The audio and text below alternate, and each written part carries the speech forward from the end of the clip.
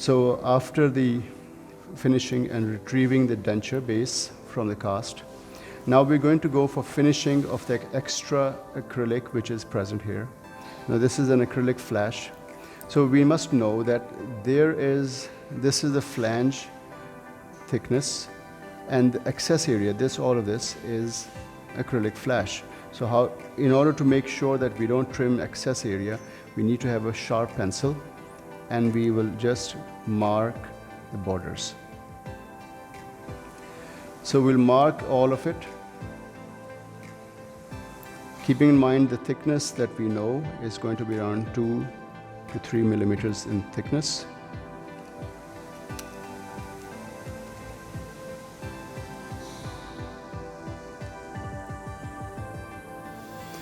Marking the cast, marking the base plate also helps us in over reducing. It helps us in avoiding excess trimming, because if we do it freehand, we might end up in grinding the base excessively, and also we might end up in grinding the thickness of the sulcus or the flange. So we mark the surfaces. These are our intended thickness, and we reduce till this area. Similarly, on the lingual aspect, since we know the thickness of the flange is supposed to be 2 to 3 millimeters, we'll keep the flange thickness around the same measurement. And also at the retromolar pad area, we'll keep this at its desired particular position.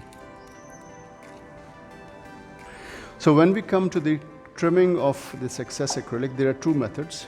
One method is we cut on a lathe machine. This is high-speed cutting, and we use an acrylic trimmer over here. But whenever we use this acrylic trimmer, we must make sure that our main focus is based on this area, and we don't stray away. The next thing is we are supposed to hold the base plate with our both hands and remain focused on this area. The other method is we use a handpiece, a slow-speed handpiece, and we use burrs, such as this acrylic trimmer. Place it in the handpiece,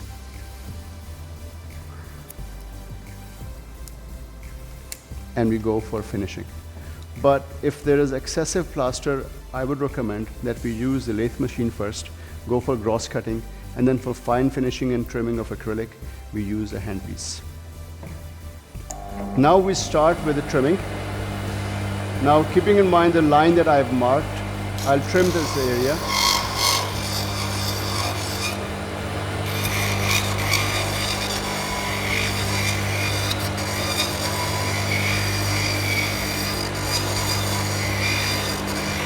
If you see that I'm only cutting till the line that I've marked, I'm not going beyond that.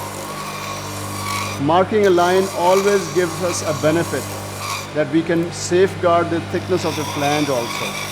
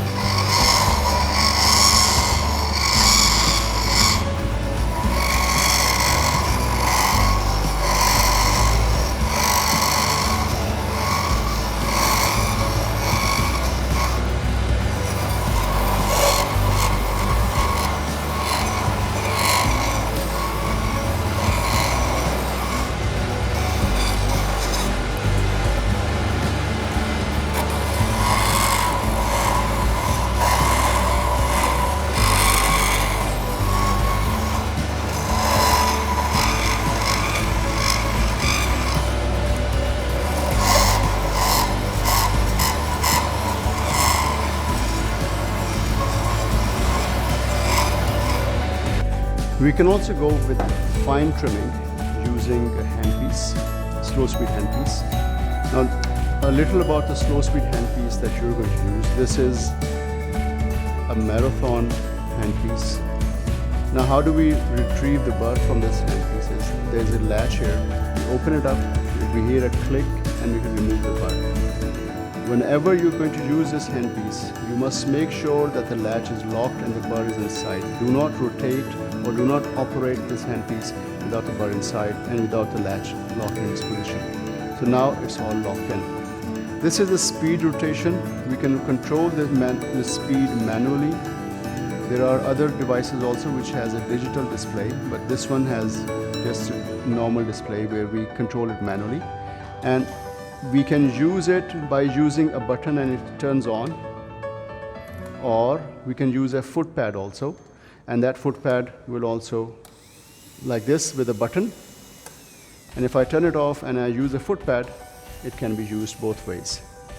Now, apart from the lathe machine, we can use the trimming of the base plates with this, but it requires a lot of time, so I would recommend gross cutting or gross trimming on the lathe machine and fine trimming. But for the purpose of demonstration, I'm going to use this cutting and trimming of this base plate with this handpiece also. So whenever you're going to use this handpiece, there are two methods of holding this handpiece. Number one is like the palm grip, and we brace the base plate with our thumb, and then we use the handpiece like this, and we move the hand with the thumb on a bracing position, and we move the handpiece like this. The other method is, in order to make more refined finishing, we hold it in a pen grip. And for that, whenever we use it in a pen grip, we use the ring finger as a brace, and then we go for the fine finishing. Depending on which type of cutting you're going to go for, gross cutting can be done with the palm grip, and here we're going to adjust that. So we will remain within the same periphery and the marking that I have done. I won't go beyond that.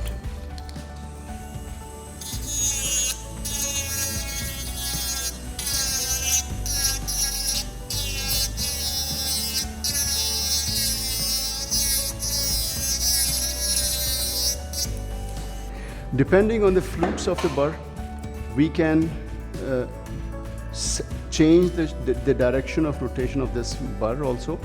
In this way, the burr is moving in a clockwise direction, and when I use it in a clockwise direction, the acrylic that is being cut is falling towards me.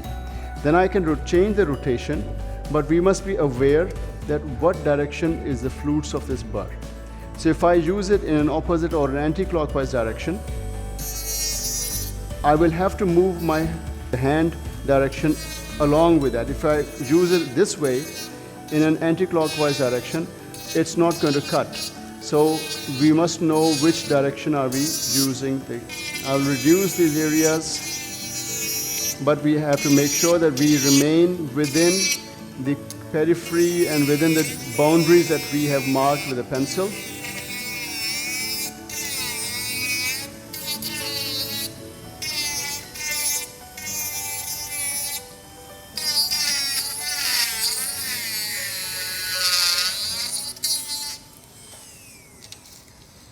In a position like this, here, I'm going to go for pen grip.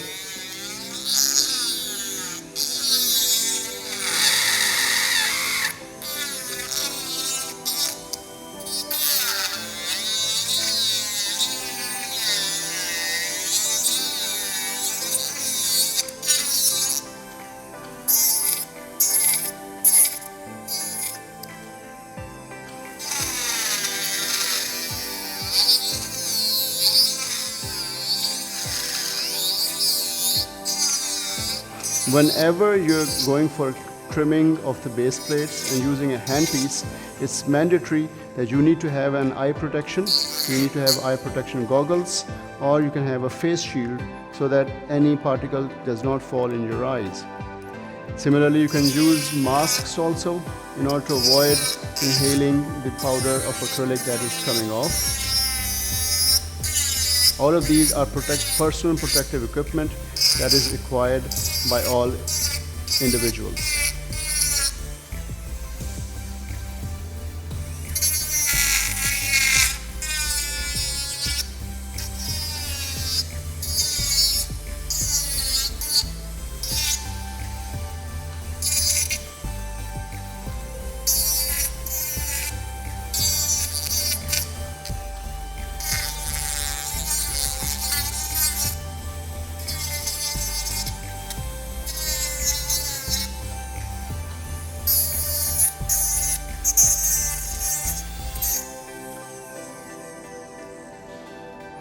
Now I make sure that everything is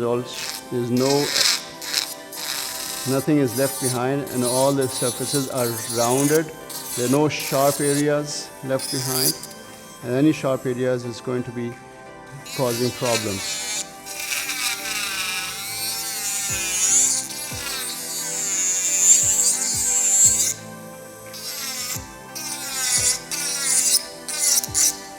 So once we've done this, we will also check for any acrylic blebs like over on this surface. We'll remove this area and we'll smoothen out all this process. Similarly, we'll run our finger on the surface and also on the inner surface also to see and feel if there are any rough edges behind. So we trim that also. We make sure that all the surfaces is all smooth. If there are any rough edges again, we will trim that out.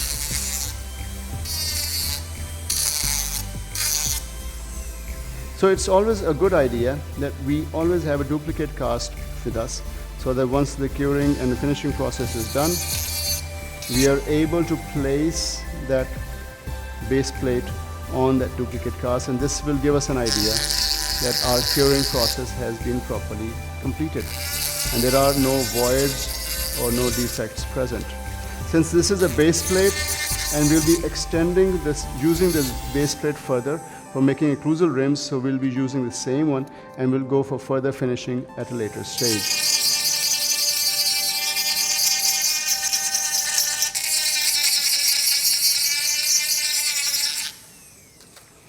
So now this is a duplicate cast that I have made, and I'll place this base plate on the cast to see if I have over reduced any areas, and if there are certain areas like over here which is slightly under reduced and requires more reduction, I'll reduce this more.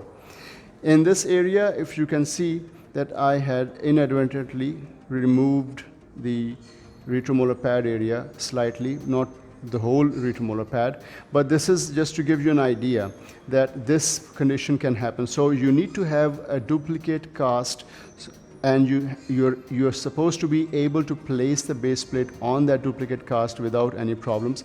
In this way, you will be able to know that is your reduction and the curing process that you've done, is it properly completed or not. So similarly, we go for the maxilla. We'll also be using this handpiece, and we'll be finishing the borders.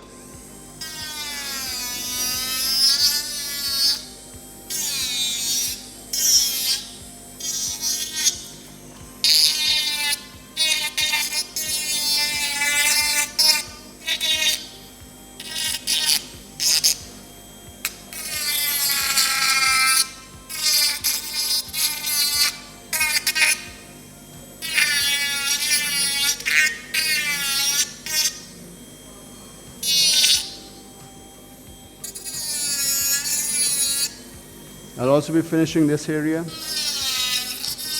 This is excess acrylic. We need to remove this. But we must make sure that we don't over trim this, since this is a very thin area, and we don't over trim this area.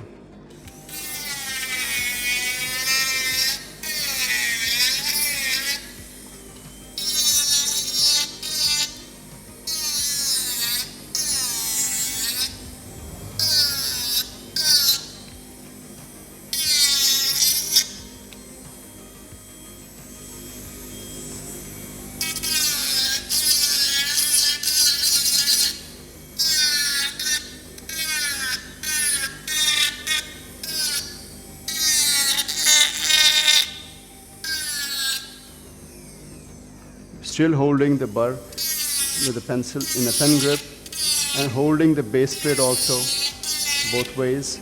We're not going to go for single-handed operations.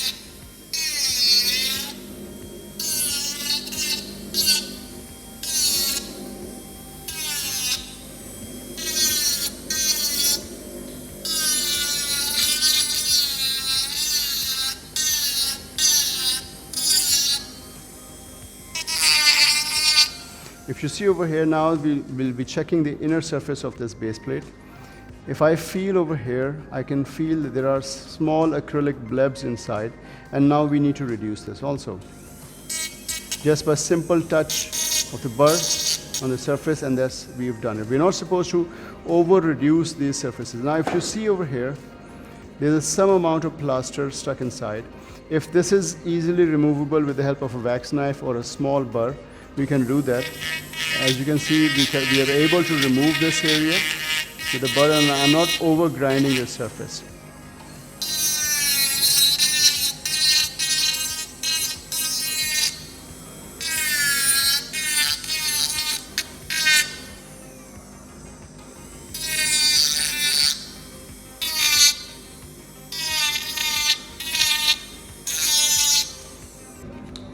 Now we'll check that is the base plate seating on the cast or not.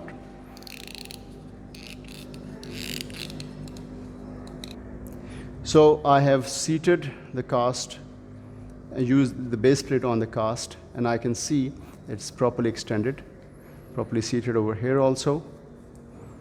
And this is our actual goal, that now I know that the curing that I've done is proper.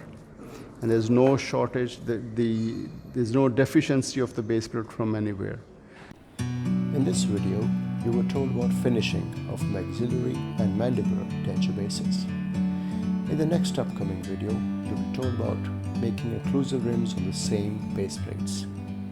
Stay tuned for the next coming videos.